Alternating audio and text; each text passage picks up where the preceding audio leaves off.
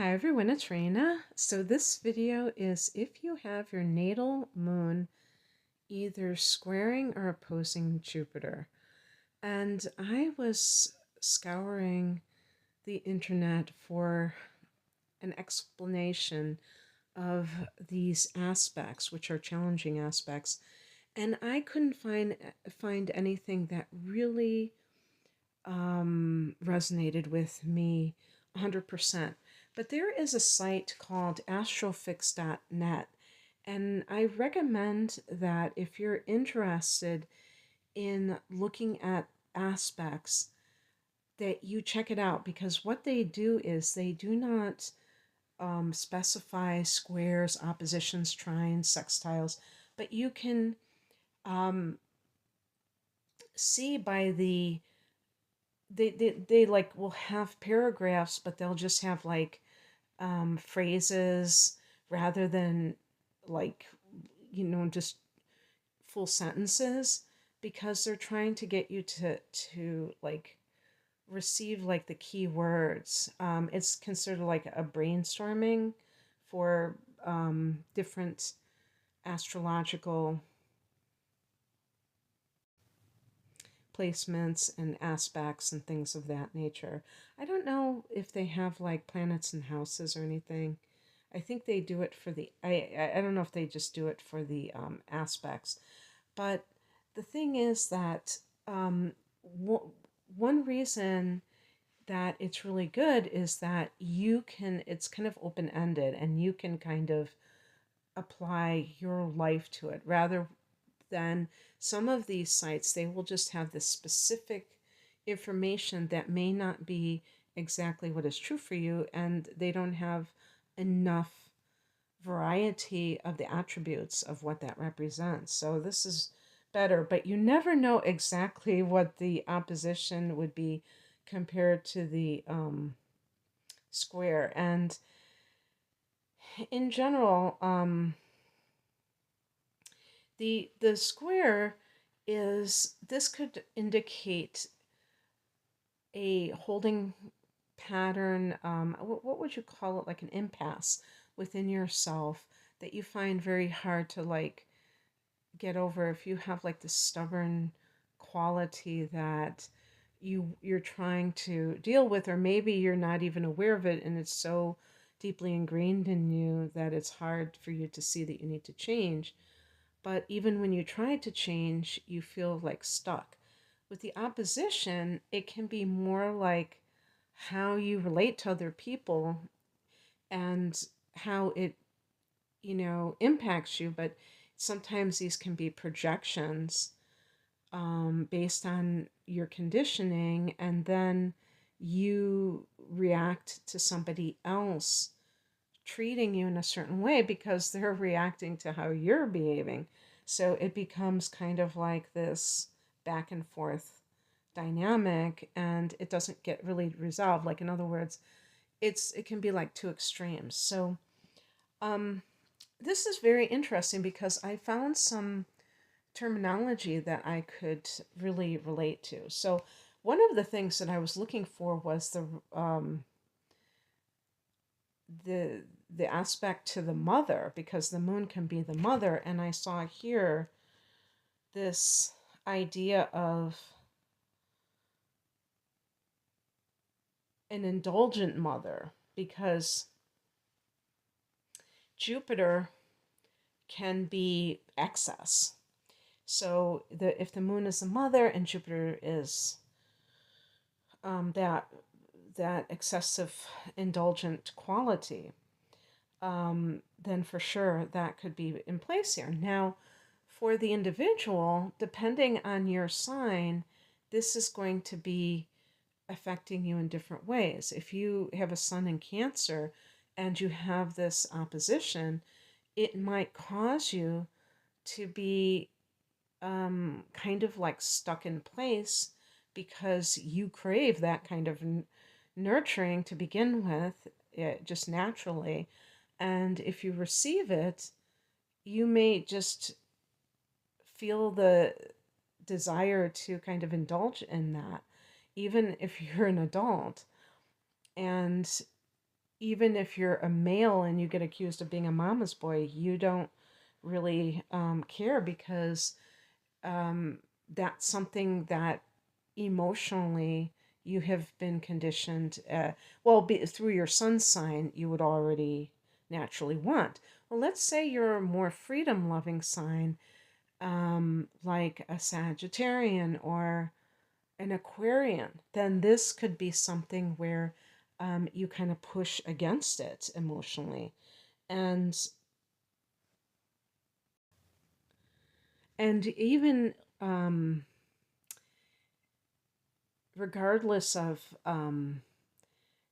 how your mother treated you, if you have certain signs that are not really wanting to indulge in emotions to begin with, so for instance the air signs and maybe like the earth signs, and you have this opposition, it may bother you that you are very reactive and overly sensitive, because you may feel this um,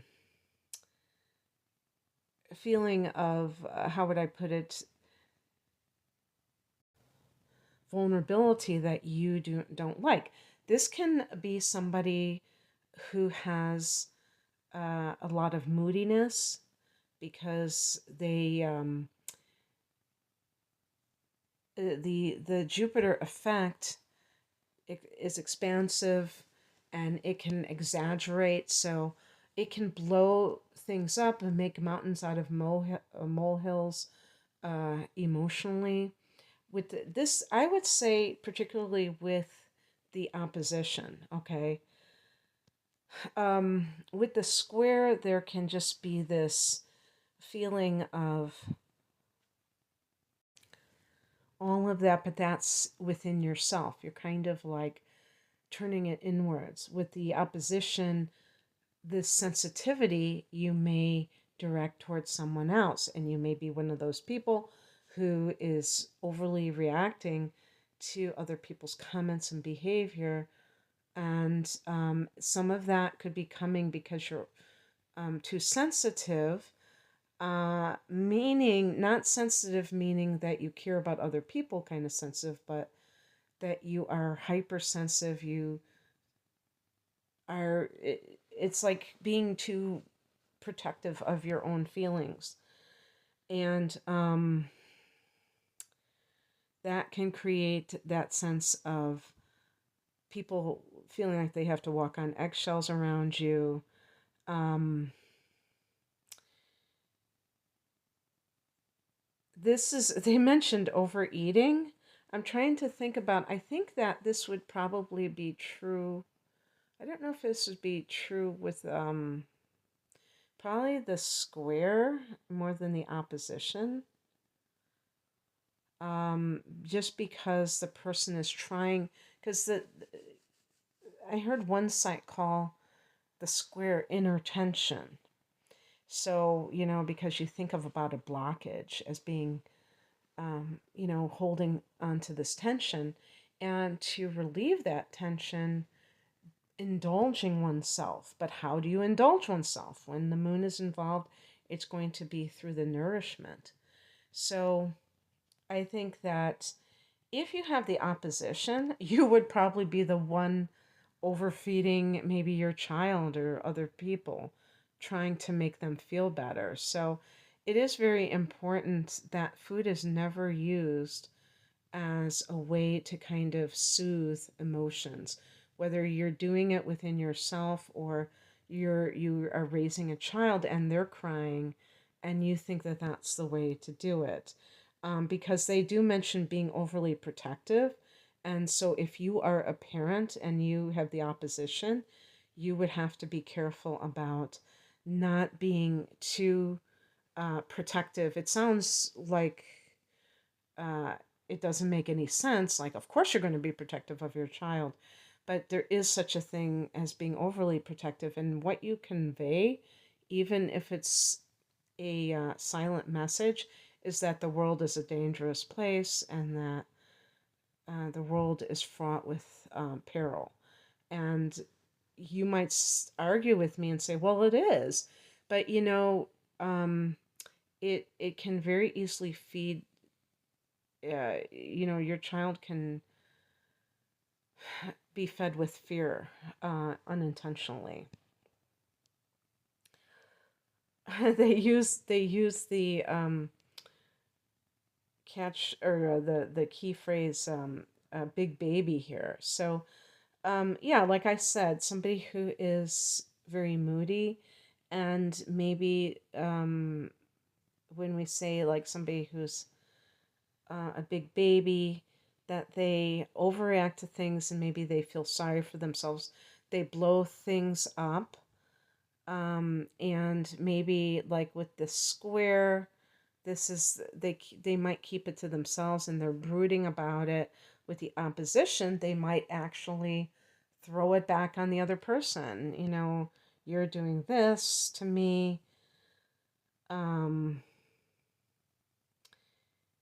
there is, it's important to note that with any hard angle to Jupiter, it's not going to be the worst thing in the world, because Jupiter is such a benevolent planet that, probably the worst you could say about Jupiter is that it's overly indulgent and excessive. But other than that, I think that, they mention here that for you, growth and expansion are instinctual, because that is what the moon is, your instincts. Or you could even say, I think the intuition is really instincts, but I feel like it's more on the visceral level, the instincts.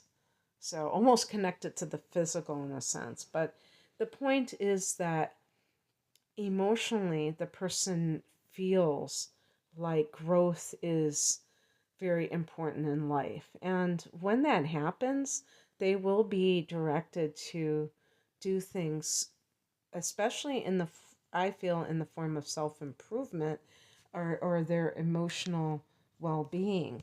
So if you do feel that you have a tendency to um, have emotional excesses, um, and I don't know if this one would be almost like this wild bipolar swing from being very positive to very moody. Um, I suppose that there's always that, and when I say bipolar, obviously I don't mean like you're being, you would be diagnosed as that. I'm using that just as an adjective for extremes, you know what I mean, in emotion. So, um, there is like a need for freedom, but I feel like the freedom is going to be especially emotionally. And when you're in a relationship with someone, this can be one of those things where maybe you want to be connected to someone and you want them to indulge you emotionally. I'm not talking about give you affection, but do so in a very kind of excessive way, or you want to do it towards someone else, but you also want freedom. Again, with those signs like Aquarius, Sag, Gemini, um, this is going to be something that you're going to have to figure out a way to reconcile, because it is not ultimately your goal to be allowing your emotions to have so much, so to have center stage in your life like that. And yet, and I think that sometimes, especially if your relationship with your mother was somehow problematic, that it has to be resolved so that you can really embody the sun sign. So even if you consider your relationship with your mother a fairly good one, I feel like this can be the combination of someone, or this could be an aspect of someone that maybe was um, babied by their mother, somehow indulged by their mother, and that was her way of loving you. And yet it in some ways it may have impaired you, because for instance, people who are adults who grew up being overprotected, they can have anxiety because of what I had said earlier, that they may have been given this message that the world is a dangerous place. And so they become very fear based, cautious, overly cautious. And also that over affection, um, overly security conscious, or protection. Well, in your creature comforts, all of that is like the nest, the the the Cancer energy, because the moon rules Cancer. That's, maybe I should have said that. I don't think I said that. So it's going to be that Cancerian energy being inflated with Jupiter. Okay. So um you have to learn how to have safety within your body. I've been reading a lot mentioning regulating your nervous system and things like that. Maybe that would help. EFT, emotional freedom technique tapping, maybe that would help. But the point is putting everything in its proper perspective, so it's not given too much emphasis in your life, because some people, they are so into security that they um, play small in life. They don't do what they really want to do because they want to keep that comfy existence, and sometimes it can have adverse consequences. Or at the very least, it can be very confining. They can have, I call it like the golden tomb or the golden cage syndrome, because they might have a very comfy setup and it might be very nice, but it's not um, really stimulating them. They're just kind of living in this cage, but it's got a lot of pillows and it's nice and soft. Um, and they even said here, which is interesting, they said too much influence from females. And, that I'm sure some women might take offense to that. But basically, um, for males who are maybe don't have their father in their life, if they have women surrounding them, there are boys being raised like this with all these women around them, and they don't have that male influence, or even just in on the visual level, seeing somebody who looks like them too, that it could be detrimental. I do think that it can be. And I think that this hypermasculinity that we see with some young males is due to that excessive female uh, influence without the male balance. So it's exaggerating it becomes toxic masculinity because it's exaggerating the masculine in a negative way. So remember that there's toxic femininity too. And some of that might be showing up here because we have feelings. We don't want to indulge our feelings.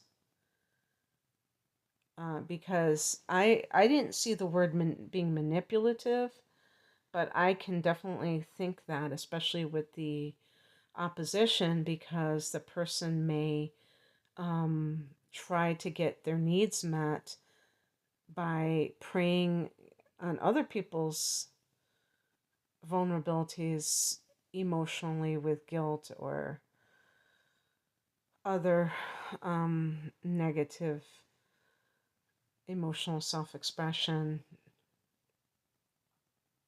Your mother may have wanted her freedom, and depending on the fallout from that, that could have affected you. Um,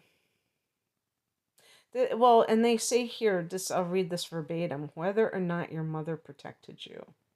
So that's an interesting one. So I'm talking about overprotection, but not getting that protection for sure. And protection doesn't just mean from somebody assaulting you or anything like that. It can mean on the emotional level.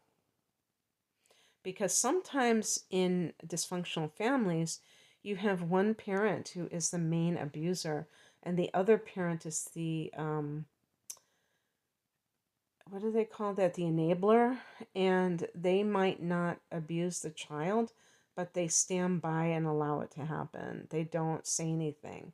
So even the if somebody receives emotional abuse and it's not physical, emotional abuse can be incredibly damaging. And if the other parent just stands there and allows that parent to call you names, make statements like you'll never do anything in life, and the other parent doesn't say, stop it, that's wrong, that's not true, then they're not protecting you.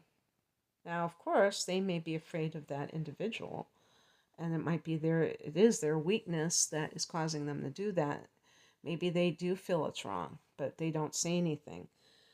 But regardless, it doesn't, they're not protecting you. So you might have felt that about your mother.